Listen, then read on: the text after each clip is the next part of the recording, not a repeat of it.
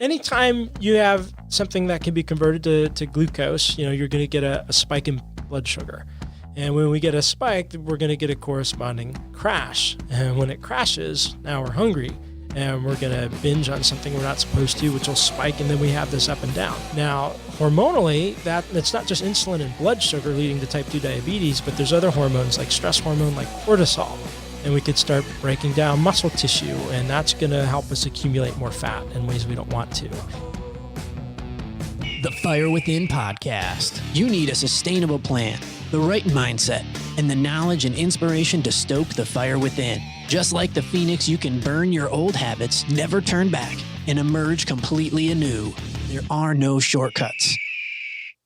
Welcome, Fire Within Nation. This is the Fire Within podcast, where we dive into all things nutrition, fitness, and health related. I'm your host, Brandon Woolley, and today I'm switching roles from the interviewer to the guest seat.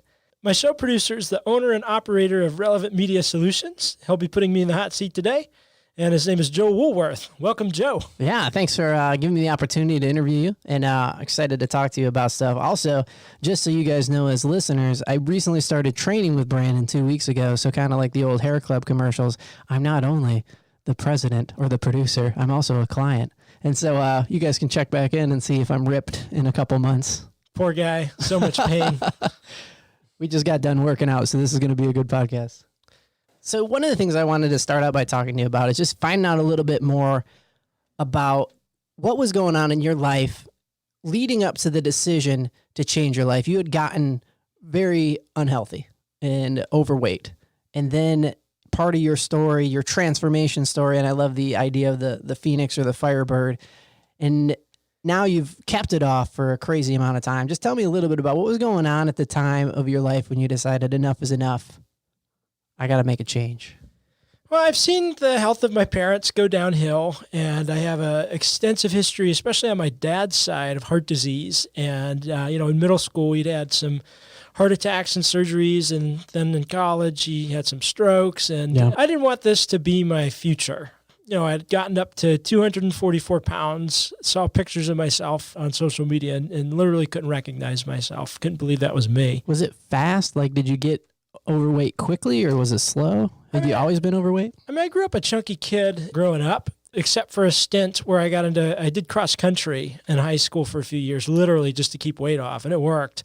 But then I hit college, and I was a music education major. I sat on my butt all day long practicing till 2, 3 in the morning. I probably put on close to 60 pounds in college. Yeah. And so what was the deciding factor other than just seeing pictures of yourself on social media? It was a culmination of that. When I drive, the seatbelt would cut into me, just pants not fitting. And then there was actually a 6-month chunk of my life I have zero recollection of because I was in such a cycle of insomnia and poor sleep and low energy. It's wiped from my memory. Wow. And that was a huge wake-up call. Right. And so you decided to get into it. So your approach, so it's fitness and nutrition. So how much of your time was devoted early on to just studying about stuff, or did you just dive in and be like, I'm gonna get some stuff done. I'm gonna lose some weight. And what did you do? Yeah, initially I just dove in, and it was running. I just ran with no plan. You're like, this will work. Yeah. I see skinny people running. Right? No knowledge. And, I joined a run team, Fitness Unlimited in Washington, had a great run coach, Tara Carter, if you're listening. And I had the thought, and, when I was going to start this journey, I used to run cross country. I know how to do that. I know a little bit about 5Ks. Yeah. So let me just do that because it's all I had background in. So high school coach Jeff Dodrell, if you're there, it's all his fault. But I didn't know anything about the science or nutrition or anything. I did everything wrong. Yes, I lost a ton of weight, but in the process, I ended up with knee surgery. I was in the hospital once with rhabdo, which is where basically you're breaking down protein and your kidneys shut down. Oh man, I was in and out of the ortho almost weekly. So you didn't just start running, like you went running. Yeah. You Forrest Gumped that thing. I did. And it started out, I promised myself, as cliche as it was on New Year's, I know that's really cheesy. I said every single day, at least 6 days a week, I'm going to run at least 3 miles. And I did that no matter what. Yeah. And that was before you were in shape, before you were... Yeah. But you had some background in it, so you kind of knew what you were committing to. Right. What was getting in shape like at 244? It wasn't like high school, I bet. No. Well, it was kind of a two-pronged approach. I thought it was all training. Now that I'm thinking about it, the first thing I did is I quit drinking soda when I'd eat at Wendy's and Taco Bell and Arby's. Okay. I'd still eat that crap, but I just quit getting fountain drinks and I lost 10 pounds. I was like, wow, that was cool. Yeah. I've done similar things, and my wife will get very frustrated because sometimes it's really easy for guys to drop 10 pounds. And it's like, what'd you do? I stopped drinking soda. Yeah, but I tried to get involved in a gym, and I had a good buddy. After I got into the running, I met him through a run club. He taught me how to strength train, kind of bro lift. Yeah. And I was terrible. I didn't know what I was doing. I didn't have any confidence. Is that a term, bro lift? I've never heard that before. Yeah, it's more of an attitude thing, not taking ourselves super seriously, just having fun. Making grunting noises, literally just for attention. But we had a really good time with it. Can't believe they didn't kick us out. But, that kind of easy introduction, this fun, non-stressful way, for me, it made it so that I was interested, especially not having the confidence. And I've never I didn't grow up lifting or knowing much about exercise. I didn't lift my first dumbbell probably until I was in my 20s. Yeah. So it's really interesting to me. A couple of things. One, like it wasn't just like most people's New Year's resolutions because you were up to 244 and you've kept it off now for how many years? About 8 years. This is 2011. Well, 8 years. And not just kept it off, but you're healthy. And now you're a trainer and you're helping other people get healthy.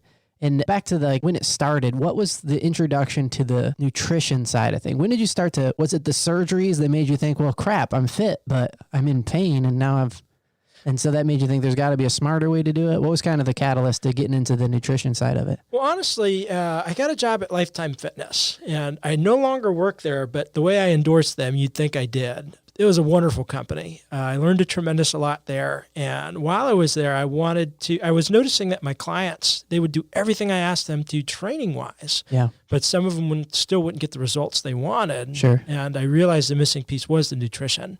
And I went on to get my precision nutrition certification. And then it wasn't just teaching people to exercise or even just losing weight.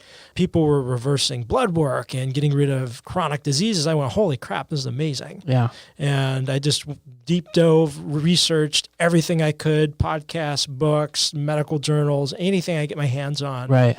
And started applying that to my clients in conjunction with the blood work program there. And just having access to that wealth of knowledge, doing my own research, I just created this passion. Yeah. There's so many different points of view or opinions on how to eat right now, it feels like. And they're kind of most of them are quasi based on science. A lot of them feel like they have all the makeup of a fad diet. That'll work if you stop eating something for a while and you'll lose some weight. Sure.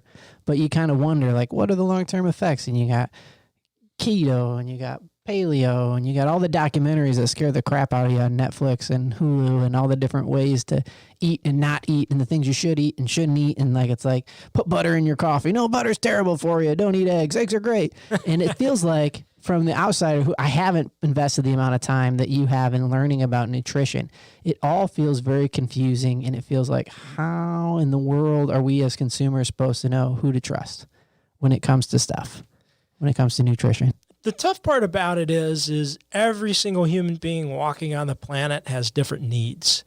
A big piece of it that they're doing more research on is microbiome health, what kind of gut bacteria you have. Some of it could be genetic oriented, which we have a lot of control over what genetic genes actually express themselves. Yeah. But that's what makes it tough. There's no one diet that everybody should be following. That's nonsense. It's like taking parts to a Volvo and sticking it into a Honda. It's not going to work right. They're different systems. Yeah. How do you help somebody? I kind of know the answer because I did your nutritional intake form with you. And so we sat down and we talked about what I normally eat. We talked about what medication I'm on, what my sleep patterns are, how many drinks a week I have, all that kind of stuff. And you didn't start talking to me and giving me suggestions about what to eat and what to cut off until we did that side of it. Is that a big part of it? I think history is a part of it. Some people get a feel for what works for them. I'll talk to clients and they're like, in the past, I cut carbs out and I did really, really well. So maybe for them, a lower carb, higher fat, higher protein approach might be a good idea. And then I'll have other clients, they get real dizzy and fatigued and nauseous when they cut carbs. And for them, it's probably a terrible idea, at least until some other things are changed hormonally. Yeah. So just getting a basis symptomatically as to what's going on with their hormones, their medical history, even trial and error. One of my favorite tools to use, especially once I've already started working with a client, is an elimination diet. Yeah. where we can take everything away that's problematic and introduce things one at a time and see what they react the worst to. That's how I fix websites that are broken. Yeah, you delete all the plugins and then you start putting them back one by one and see what the culprit was. There you are. If you need your website fixed, Joe's your guy. But I like the approach that you take. And so if you go to your website, you can get a free ebook that you've written, and you were talking about some really popular misconceptions. Because I think there's some stuff that is relatively new in human history, the way that we eat, that is normal to the point where like nobody would even second guess it, but nobody would realize that, 20, 80 years ago, this type of eating didn't exist. And maybe we weren't meant to eat this kind of way. Yeah. And so the first misconception that you bring up in your book, and I wanted to chat about it a little bit, is consuming vegetable oil. Yeah. So I grew up in the Midwest, and I feel like that we just drank it with the meals that we had because that's what you should do. Like Crisco, is that vegetable oil? I think so. Like it's like a hardened lard version of it, and it would come in like the government peanut butter sized jar thing, It just seems like it's just part of cooking. Yeah, what do you mean we shouldn't eat that? Yeah, and even more problematic is like canola oil, soybean oil, especially any corn derivative. Over 93% or maybe higher now of the world or the U.S. corn consumption is GMO, glyphosate, Roundup, all kinds of stuff. And corn inherently, without us tampering with it, has a protein in it that causes basically glucose to spill out of cells and be stored as fat in the liver and as fat as adipose tissue in the body. So it's creating non-alcoholic fatty liver disease in like 14-year-olds. This used to be something you didn't get till your 70s and 80s, if at all. Yeah. And I think it's a big component to some of the issues. So is that more of like we probably just weren't meant to eat that much corn, or what we're processing corn is causing the problem, the way we're processing combination it? of both. Because corn wasn't always a staple. Yeah. Right. And as far as anthropological studies can conclude, it really started with ancient Egypt, which if all of human lifespan was a 24-hour day, that would be 23 hours, 59 minutes, and 59 seconds into that time period. Now we've introduced wheat, grain, and corn. And our bodies haven't developed the systems to take on. There's that lectin protein that's causing all this havoc. We can deal with some because all vegetables, all plants have this protein. But wheat, grain, and corn have the largest quantities of them. They started eating them because they realized it helped them put on fat very quickly, which was awesome right before famine. So now we're storing fat for a famine that's never going to come. That's true. The another component that I've seen in multiple documentaries on the topic that is fascinating to think about is like, why is corn in everything? And if you follow the money, it's heavily subsidized. Yeah. So we are finding crazy ways to turn corn into stuff that is just shouldn't probably be something that we use corn for. Like, why is it most of our soft drinks? Like, who would have thought, like, oh, that corn growing out there, that looks delicious. We should put that in our soda. I don't know who came up with that idea, but I know why they're using it now. If I want to make a profit, I need to sell more product. And we know that sugar is the most addictive substance on the planet. Yeah. And we get a ton of it through corn. It is the most addictive. More so than in some cases they have studies proving it's more addictive than cocaine, for instance. Really? It lights up the same regions of the brain the same way and has similar effects hormonally and in the blood that heroin or something else like that would use. So if I want to sell more product, I'm going to put more of what people are addicted to. We are designed to be addicted to. Could you imagine if they put like big labels like they have to on cigarettes about the health dangers of like, you got their Snickers and it's like a picture of a fatty liver. Have you ever traveled overseas and when you on all the cigarettes and stuff, they show like disgusting lungs and they put the pictures on there? I think that'd be a great idea. I don't think it works. People still buy them. They're like, I'll take the one with the gross looking lung on it. That's my brand. Yeah. There's a doctor that had recommended that sugar and candy and all that should be kept behind the counter, like some of the prescription meds and things. Yeah. It's weird that we do a better job like protecting condoms than than we do, or razor blades. They're like, they got a lock and key on those jokers. Yeah. But if you let your kids in the grocery store, go nuts, guys.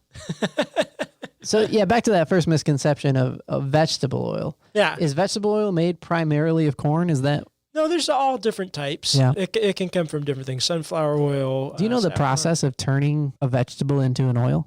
Now, typically it's a combination of heat treatment, mechanical treatment. Sometimes it's filtered through tubes and pressures, sometimes chemically treated, like hexane can be added as a filter, which is actually a component of diesel fuel. But the more, Nice. yeah, that's good for you. But the more you process these things, what it does is it changes the molecular structure. As a vegetable, it's fine, but as a super, like canola oil is processed in 12 different steps and is up to 5% hydrogenated, which is trans fat. But that's some of the problems. So is a similar comparison, like changing the molecular structure, like it goes through some kind of process, like I would think of like juice, for example.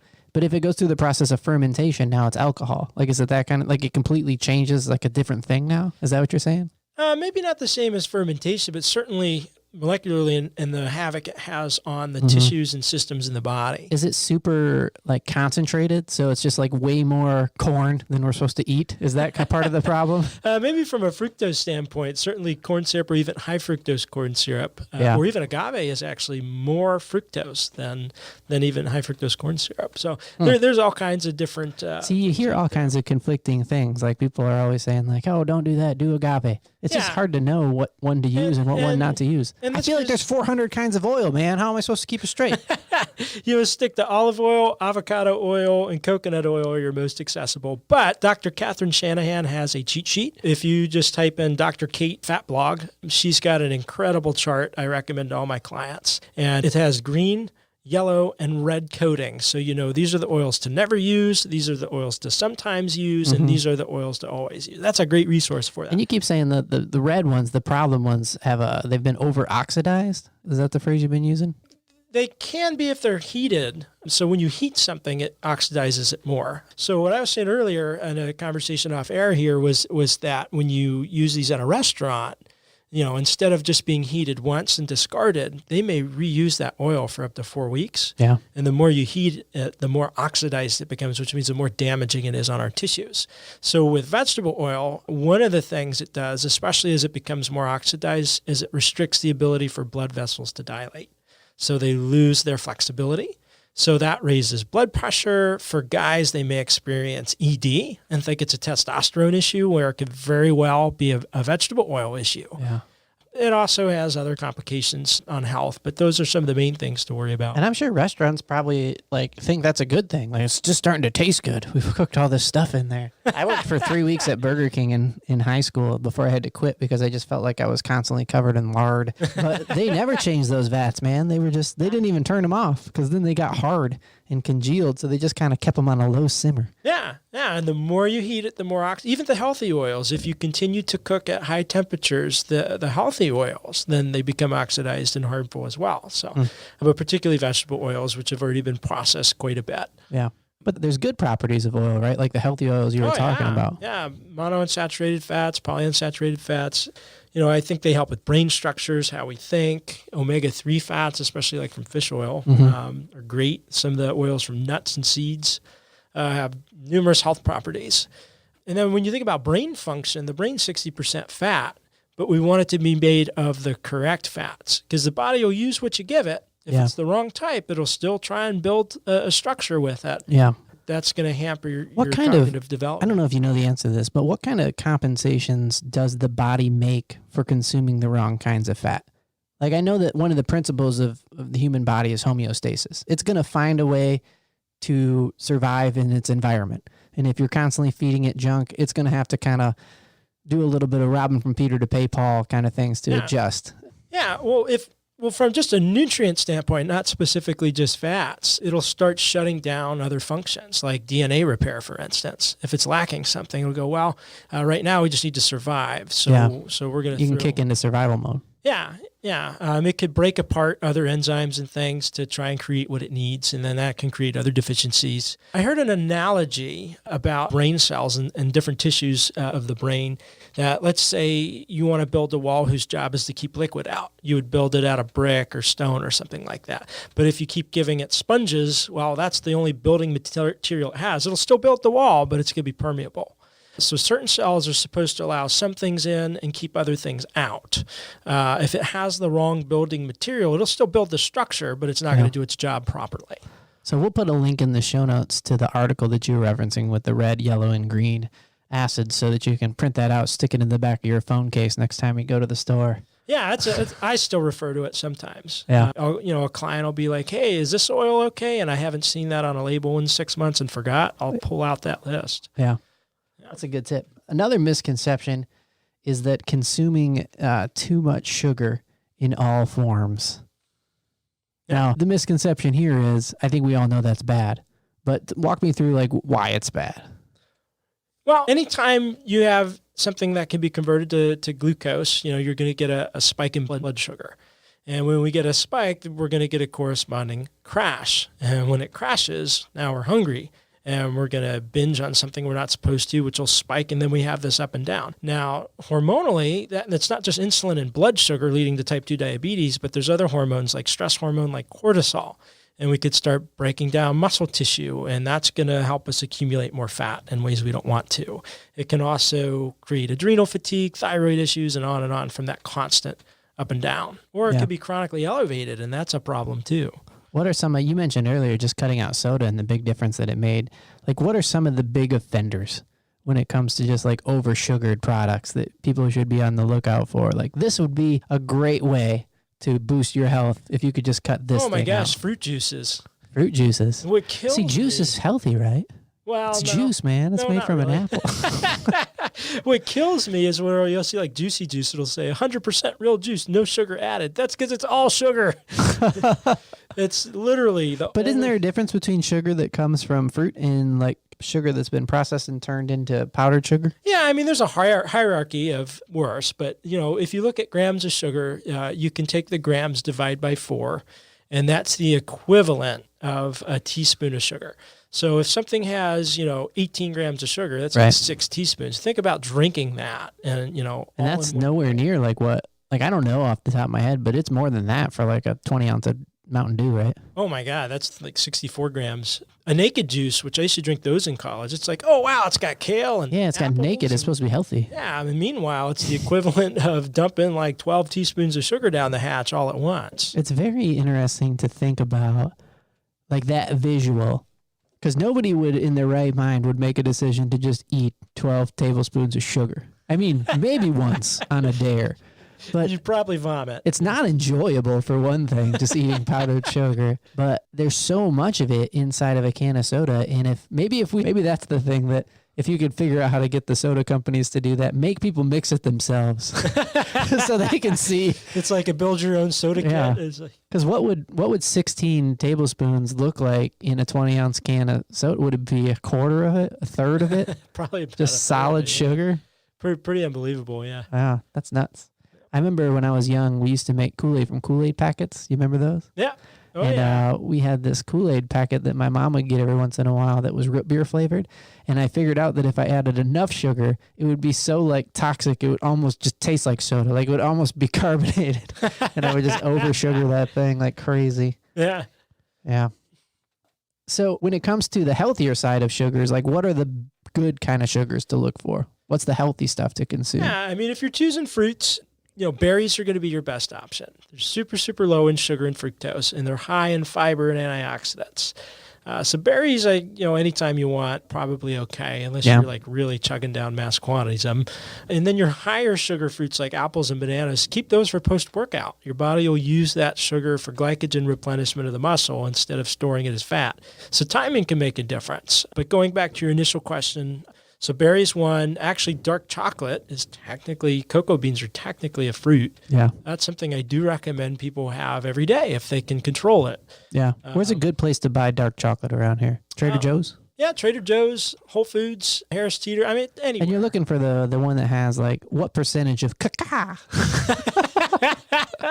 85% and higher is what's recommended. I got to be honest, I typically go for 70. You're still getting a good amount of benefit. I've tried like the 95 one before, and I'm like, that's not chocolate, man. That's chalk. Yeah. That's something else. That's pretty tough. Even Aldi has some decent options. You save a bunch of money. I don't care where it's from. I do want you to look at the label, make sure there's not a ton of corn syrup or something, or any corn syrup. If it's a little bit of cane sugar, that's fine. in moderation. And then also, if it's fair trade, I like just the ethical side. Oh, yeah. I try and look for fair trade chocolate. It's a good, yeah, I think a lot of people have a sweet tooth after dinner or something, and it's good to have something to go to, you know? Yeah. If you don't, I was reading a book. You recommended it, Darren Hardy. He was talking about eating and how he has a sweet tooth after dinner, and he would like do like an ice cream binge, and he'd be like, "Well, I need a snack," and so he'd eat like a giant bowl of ice cream, and then he just put in a discipline in place, and he's like, "Now I just do 2 Hershey Kisses. I know I'm gonna get the sweet tooth, but I've got it in moderation, and I've got it." So you could just switch that out with some dark chocolate if that's you. There you go. Yeah, every day, dark chocolate every day. I recommend that, honestly. Like medicine. Yeah, absolutely. Can you pay with it with your HSA? Absolutely not. But that would have been great. Yeah. All right, another misconception here is not taking care of your microbiome health. Now, I'm going to be honest with you. I don't know what microbiome health is. It's kind of newer in terms of popular science, but it's getting more and more notoriety because we're understanding almost all of our health illnesses, including even autism, has a lot to do with the types and amounts of bacteria that make up our gut. So, everybody's heard of probiotics. They're familiar with that. And so that would be an example. But what happens is we have good types of bacteria and bad types. And there's always a mixture. When the bad type overgrows the good type, we have a condition called dysbiosis. And this can largely contribute to anxiety and depression because it destroys serotonin production. 90% of serotonin is produced in the gut. It can lead to IBS. Serotonin, that's the chemical that releases that makes you feel happy. Happy. Yeah, you want that one. Yeah, you want that. So the healthier that balance is between the bacteria, the better. So your gut has something to do with the amount of happiness that you feel. Absolutely. Absolutely. When we have the sugar-loving and candida types of bacteria, they start to crowd out all the other ones we get from vegetables and fibers and things like that. Yeah. And you mentioned that a couple of times, like the type of person that you are, the type of gut that you have. How do you know? Well, there is fancy pants stool testing you can get. Got like the fancy pants stool testing kit? Well, probably not through Walgreens, but like a homeopath, naturopath, there's some doctor's offices. And what would you learn from taking a test like that? It would tell you what to eat, what not to eat? Potentially it could. It could say, here's currently what the species are looking like. We know that given the conditions and the types of symptoms you have, we want to stop eating these types of foods and eating more of these so we can have a shift. Mm-hmm. But without going through all that trouble, switching to super diverse amounts of vegetables, not just the quantity of vegetables, but the diversity. Will help us to repopulate the right types because the indigestible fibers from plants feed healthy gut bacteria, and that can start to crowd out the more sugar-loving ones. The indigestible fibers from plants. Right, the parts that our body can't completely absorb. Does that mean we like to be eating the cores and... Well, I wouldn't necessarily do that, but most plants because I love to just suck on an avocado pit like it's a jawbreaker. Sure you do. That doesn't surprise me. So it's gonna be good for my gut. Absolutely.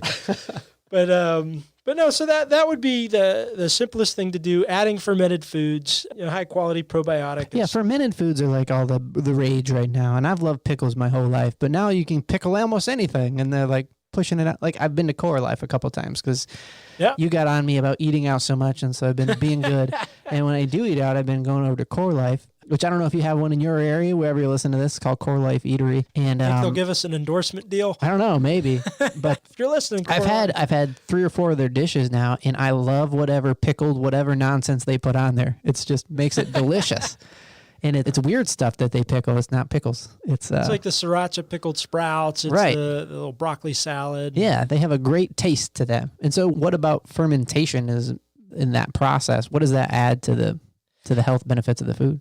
Well, for example, if we were going to ferment something to make Greek yogurt, it's actually eating the lactose in that fermentation process. And lactose is something that's usually an irritant to people. But fermenting foods changes the molecular structures and some of the ingredients and things. So it has a different effect on the body. Yeah. They had fermented cabbage in the Korean barbecue dish that I had, which was awesome. And I've heard, though, from people that make it, it's like there's like a real way to make kimchi. So they would be like, that'd be like going to like Taco Bell and being like, I love this authentic Mexican food, So I haven't had the real thing. Yeah, I think it involves burying it in the ground for so many days. Like, there's like a jar, like there's a process that's like, I watched the documentary that had it in there, and the woman was showing somebody how to make kimchi, and it was like about the way that you rub stuff onto the cabbage and the feelings that you should have when you're doing it. It's like a whole it's like a whole spark joy kind of thing. Like, I don't know if you ever saw that. That's a little far for me. Yeah, you gotta talk to the vegetables lovingly.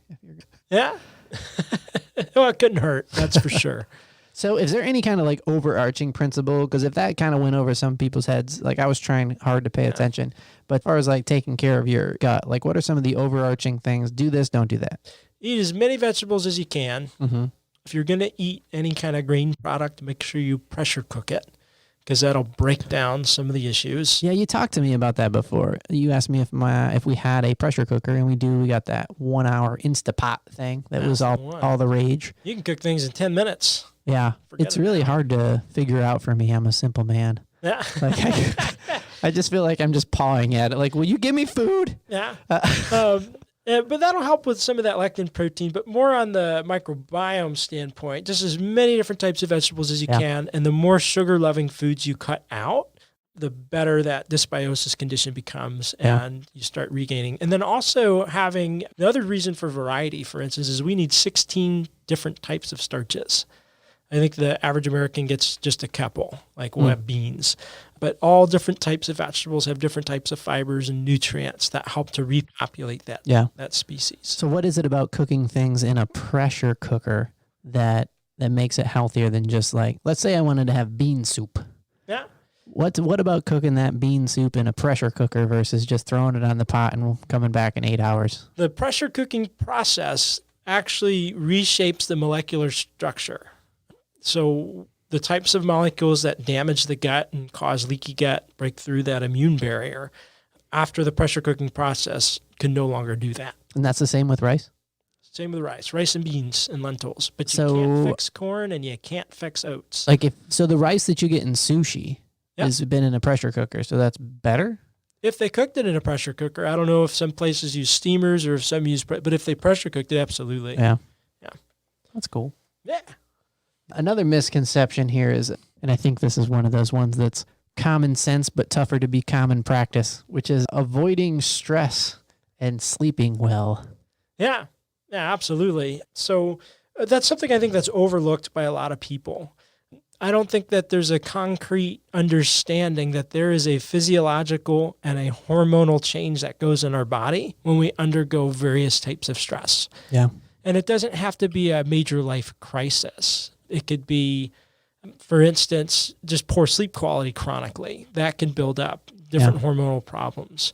It could be... Is it about avoiding stress, or is it about managing stress? Is it about building in time to not be stressed? Because, I mean, man, stress lives in this world. Yeah, no, you can't avoid stress. You can't get away from it. But I think it is... People out there divorcing their spouses. Like, I'm sorry, man. It's for my health. I can't. It's stressful. No. You can't ever get away from it. It's building in mechanisms to better cope with it without having such a hit to your health. Yeah. So that could be stretching, yoga, deep breathing. It could be light exposure, especially at night. Really. I've never really heard it said that way before, but every once in a while, I work from home, pretty sedentary on a day where I get to a lot of work time. And I crave going outside. I think that's why I like walking my dog. It's just, I don't know. It's not my house is stuffy. I got a great house. It's fantastic. But there's something about being outside. And I'm not a big nature fan, but it just feels better when I go do a half an hour, 45-minute, 2-mile walk. I just I get more energy than if, I feel like I get that time back, Like I'm trying to work all day. So I'm trying to put in 8-10 hours. And I get more effectiveness if I do that than I don't. And maybe that has something to do with sunlight. Oh, absolutely. We run off of what's called a circadian rhythm clock, and it has to do with light cycles. In fact, I was just listening to an interesting Ben Greenfield podcast, and a lot of health conditions could have to do with this lack of exposure to sunlight we now have, which actually screws up our mitochondria, which is basically our body's engine. So even if you fix the diet, if you don't fix the engine, it's still not going to run properly. Yeah. So I do think we have to look more than just the diet or just the exercise, but it needs to be a holistic approach that also is including light cycles, because that drives our hormones. It's funny, all the things you've been giving advice for sound, and I mean this really good, like things your grandparents would tell to grandkids. Go outside and play. Eat your vegetables. Don't eat so much candy. They're very common sense, but they're tough. I think one of the things that I struggle with is it feels like there's so many choices that need to be made. It's almost like that old adage of eating the elephant. Like, where do you start? Yep, one bite at a time. One bite at a time. So any client I start with, we'll go over an overall plan with the understanding you're not going to implement all this at one time, because I promise after 2 weeks you're going to give up and you're going to go back to what you're doing. So the best way to make positive long-term change is to change one habit at a time, establish it as a habit. Once you're comfortable with it, then you stack the next thing. So you're not going to eat everything fermented, stop eating vegetable oil, stop eating soda, go for walks all the time, all in the same week. Maybe you start with, all right, let's cut out. You told me not to, but I kind of tried. And it was a real crappy weekend as my body was detoxing, because I stopped the fried food and I stopped coffee. And I'll be honest with you, because you said we were doing the intake and I was describing some of my issues. And one is I've been to the doctor and he said I have hereditary high blood pressure. And you explained to me the process of what happens when you consume as much caffeine as I've been doing. Because you're like, how much coffee you drink? I'm like, I don't know, 10, 12 cups a day for the last life. Yeah. And when you explained it, you were talking about the science behind how it was actually probably one of the large contributing factors to the symptoms that I was feeling with the high blood pressure. Yeah. And so that motivated me enough to be like, you know what, screw it. I thought it was more like I like having a hot cup in my hand. So you were like, do green tea, it's 15 milligrams versus 150 or whatever it is for coffee. So I'm doing like 2 cups of green tea in the morning when I sit and do my morning routine. And I honestly don't miss it, but I probably would have, unless somebody explained to me what it was doing to my body, dismissed it completely and been like, screw you, I love coffee.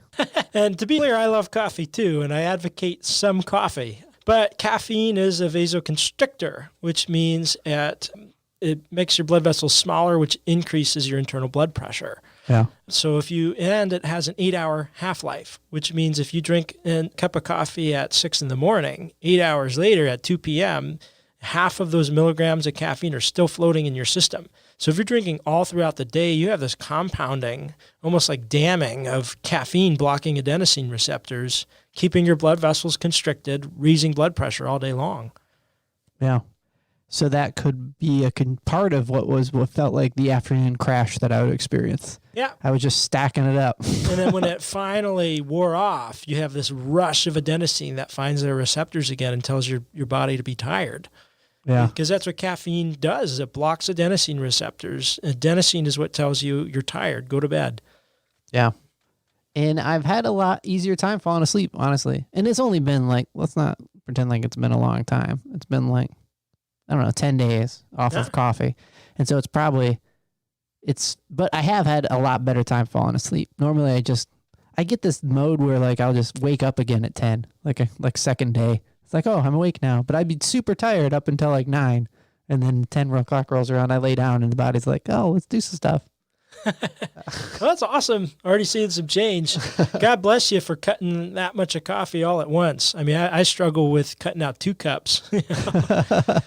Every quarter I try and kind of do a liver detox and go back through that elimination diet process. I think that might be one reason why you should probably consider working with a personal trainer, because to have it explained to me in a way that made sense, like I knew at a core level that drinking 10 to 12 cups of coffee a day was not a smart move long term. No. Just like you probably shouldn't, because when anything's measured in milligrams, you feel like you shouldn't be binging on it, Yeah. And so I kind of had the sneaking suspicion that it wasn't great. But I didn't know that it was so connected to what I feel is like my main health concern, which is part of the reason why I want to work out. I don't want to get high blood pressure and have a heart attack and miss my kids growing up and miss grandkids and all that kind of stuff. And so having it explained to me in a way that really made sense and made sense with my symptoms that I was feeling, I think made it a lot easier to be like, yeah, I can just switch to green tea. That's cool. Yeah, that's awesome. That's what motivated me to do so much in-depth research, because a lot of the research wasn't necessary for my job.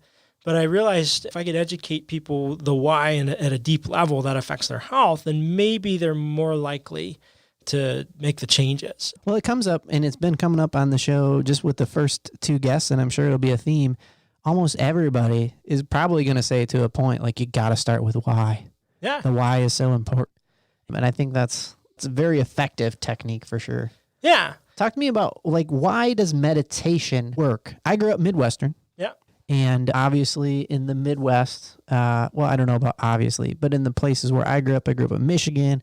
My dad worked in a factory, and my uncles all worked in the car factory, and my grandpa painted cars, and it was like yoga or meditation was not something that we were concerned with, or I guess not concerned with. It just wasn't around. Yeah. It was like when I grew up, there wasn't a sushi restaurant. Like, never tried sushi until I moved out of the state. Like, it just wasn't there. It wasn't an option. Yeah. It just wasn't a thing.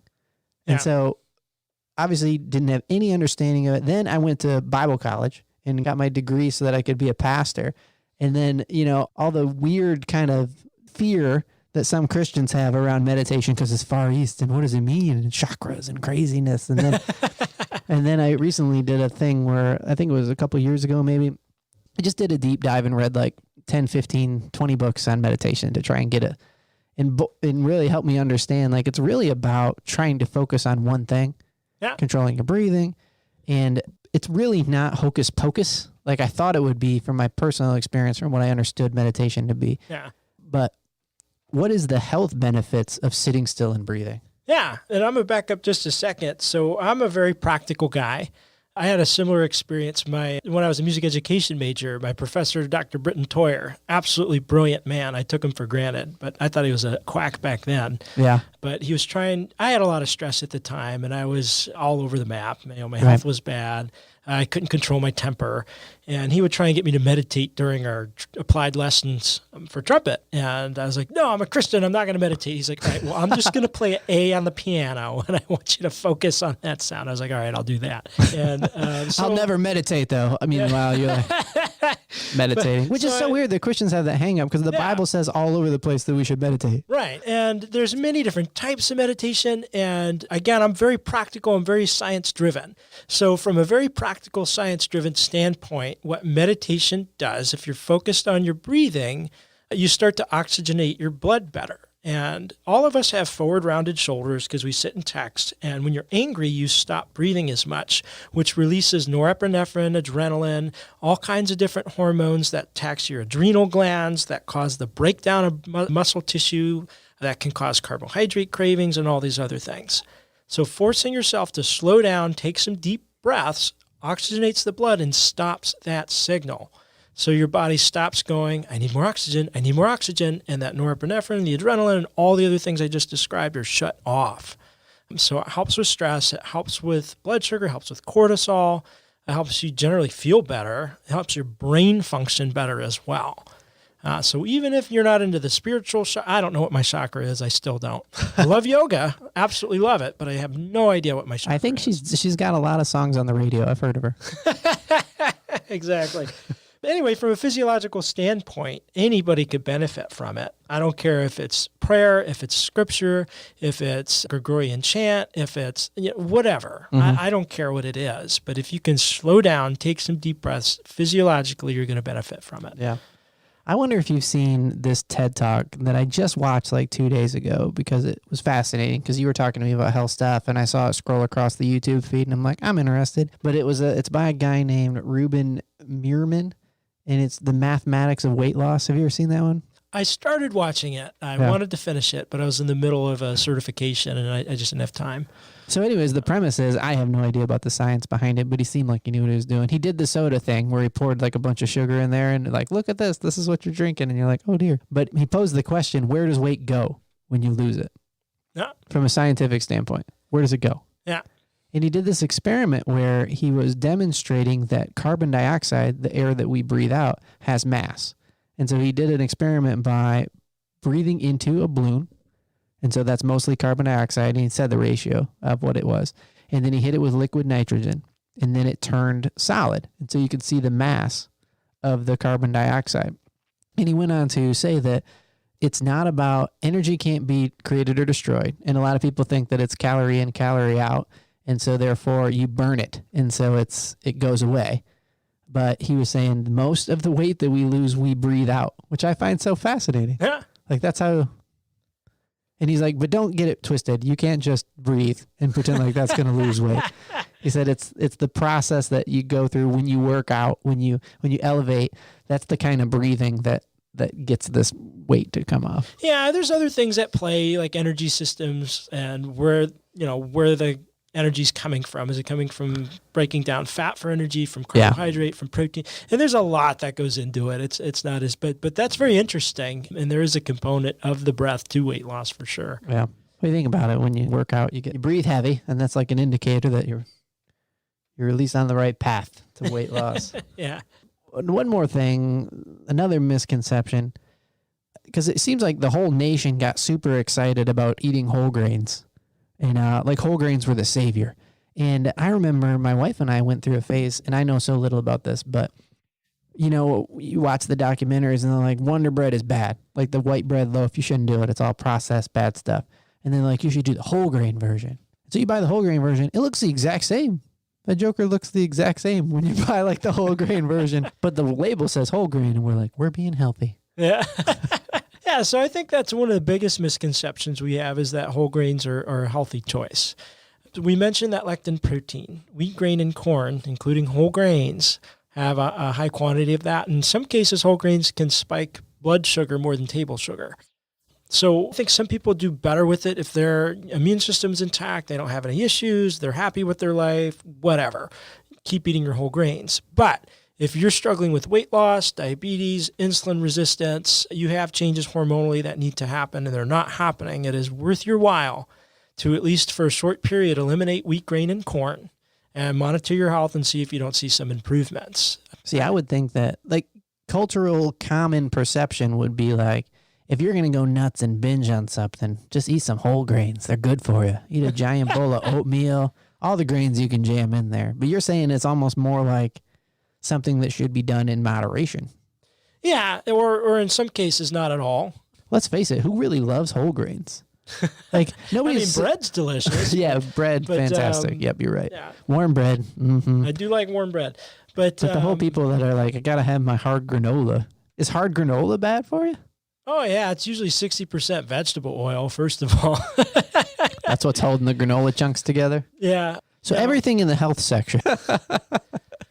Not necessarily everything. Now, people are starting to catch on. There's many brands out there that are coming out with grain-free options for crackers. Like Simple Mills is an incredible company.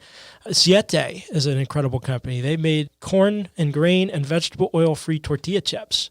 And they have tortillas, too. There's cauliflower crust pizza. I mean, people are starting to figure it out. It is catching on. Yeah. I don't know that it'll ever be mainstream. Yeah. I've had cauliflower crust pizza. It's not bad. It's not terrible. Let's face it, it's not pizza, but not the same. It doesn't hold together the same. You're not going to fold it up like a New York slice. It's kind of... Yeah, so, if you're happy with your life, you feel like, all your blood markers come back, you have great energy, and you like the way you look, and you have then fine, keep eating your whole grains. I'm not going to give you a hard time. But if you have any of those issues I described, it's definitely worth your while to at least experiment with it. I think part of the problem that we have as Americans is that we don't have a reason other than being sick to do blood work to find out where we're at. Yeah, and that's what Western medicine is set up, is once there's a problem, then we can deal with this acute issue. What we're not great at is preventative and holistic types of things. So, even if somebody has a heart attack, they go, well, what do I do now? They go, I don't know. We'll monitor you and maybe you'll get another stent if things get worse. Like take aspirin. Right, and that's as far as it goes. So that's where I think also having a naturopath or a homeopath in your corner, high-quality trainer, high-quality nutrition coach or dietitian could really make a big difference. You keep using the word lectins, and I'm just trying to keep up. And they're part of the thing that you want to get rid of when you use the pressure cooker. They're in whole grains and bread and carbs. What does the lectin do to your body that messes people up? It pretends to be insulin, and it'll attach to a cell. So it pretends to be sugar. No, it pretends to be the hormone insulin, which helps to regulate glucose in and out of the cell. Okay. And so you eat lectin, and it's basically telling your body. It's like in Star Wars when they dress up like the troopers to get onto the ship. Yeah. So that's what they do. They dress up like insulin. That's what I need. I need more Star Wars analogies. There you are. So they sneak on and they go, I work for the Federation or whatever. And what insulin does is once a cell is full of glucose, it shuts off access. What the lectin protein does is it lets glucose in, but then allows it to spill out into the bloodstream. And the body can't leave it in the bloodstream. It has to store it as fat somewhere, which is either the liver, which is why 1 in 2 Americans now have non-alcoholic fatty liver disease or as fat as adipose tissue. Yeah. So that's one of them. Now it does something else too. 1 in 2 Americans fatty 50%. Liver disease. Yeah, this was a very low percentage 50 years ago. Now the other thing it does is it travels from the gut up the vagus nerve all the way to the brain. It's a neurological disruptor of brain cells as well. So it contributes to Alzheimer's, dementia, and cognitive decline as well. It's nasty stuff. Yeah. And some people have a more intact immune system that can deal with this protein better than others. Yeah. You mentioned some of the healthy alternatives for crackers. Some people just love their bread, man. Like, is there any good bread? They're sourdough bread. Because sourdough, really? Remember we talked about that happens to be my favorite kind of bread. Well, there you go. I used to love that Frisco burger. So we talked about fermentation earlier and how that changes things. Well, sourdough bread goes through a fermentation process that makes it the healthiest choice. Or a healthier choice. It's not a health food, but if I'm going to make my once a quarter French toast, which I do make once a quarter, I will use sourdough bread. That's a lot of self-control. That French toast once a quarter. Yeah, dump the syrup. I mean, I go all out, vanilla, cinnamon. But the other thing you could do is there are paleo recipes that replace regular wheat flour with almond flour and things like that. I'm lazy. That'll never happen for me. But if there's no brand in the store that does all that already. I see the Ezekiel bread trucks all the time. What's up with that? They're like sprouted grains, which when you sprout a grain, some of the lectin protein does diminish. So that might be an okay choice, but I'd still think the sourdough. It sounds better. I'd rather eat sourdough bread than sprouted grain bread. I agree. So the leading expert on this lectin protein is going to be Dr. Stephen Gundry, and his recommendation was sourdough. But if you want to check out any of Stephen Gundry's, I really need to get some payment for all these endorsements. But no, he's got incredible information. He has 2 main books, Plant Paradox and Longevity Paradox, which is the new one. Yeah. But if one of the listeners wanted to deep dive, Dr. Gundry's an excellent source. Yeah. What do you think are some of the fad diets that are out there that are actually the most destructive long term? Ooh, most destructive. Some of the cleanses and detoxes for sure. I'm going to go on a juice cleanse. Just drink juice and strain out all the prebiotic fibers that feed healthy gut bacteria and just drink the sugar part. So that I hear a lot. There's like this lemon water, maple syrup, cayenne pepper thing that was real popular. I think The Office made fun of that. Yeah, Kelly Kapoor did that. That's the first thing I thought, but I didn't want to be like, I always reference The Office, and I feel like it makes me seem like I watch too much TV. There's a lot of these multi-level marketing schemes. I'm not going to point anyone out. One of them just got a $150 million lawsuit. So if it's like all shake base and all bar base, that's a red flag. There can be a shake component. That's fine. But, I think everybody's trying to jump on the keto bandwagon. But if your gallbladder sucks, that's a terrible plan.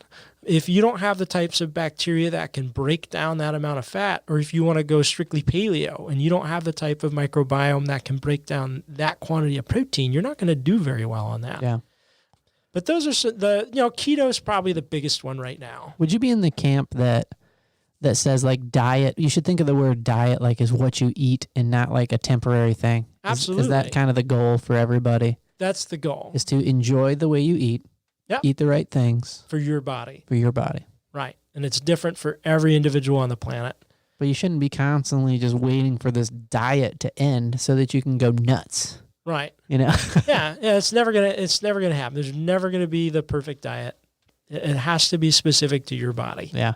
And you have to like it, or it's not a diet. It's not something you do consistently. Yeah. I read a book by Dr. Funk called The Obesity Code, and he had all this scientific data that basically broke down and said that fad diets work for 18 months. Yep. And then people gain it back plus 12%. Yep. That's the average. I thought that was crazy. Yeah. If you really want to look at something crazy, check out The Biggest Loser contestants 1 year later.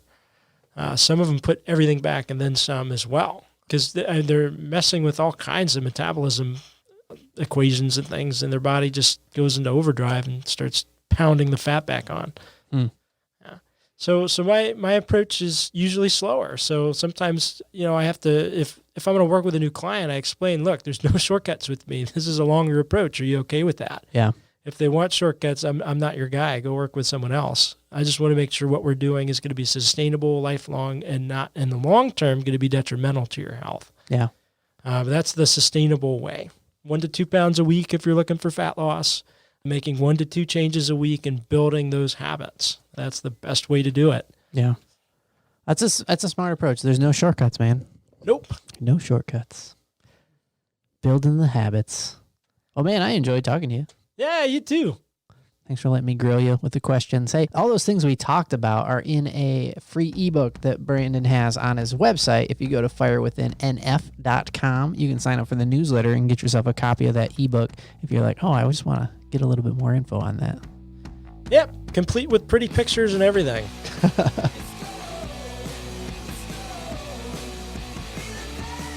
Thanks for tuning in today. I hope you got a lot of value out of today's episode. If you did, go check us out at firewithinnf.com. You can subscribe to our newsletters and make sure you never miss an episode or any other content. Also, be sure to follow us on social media.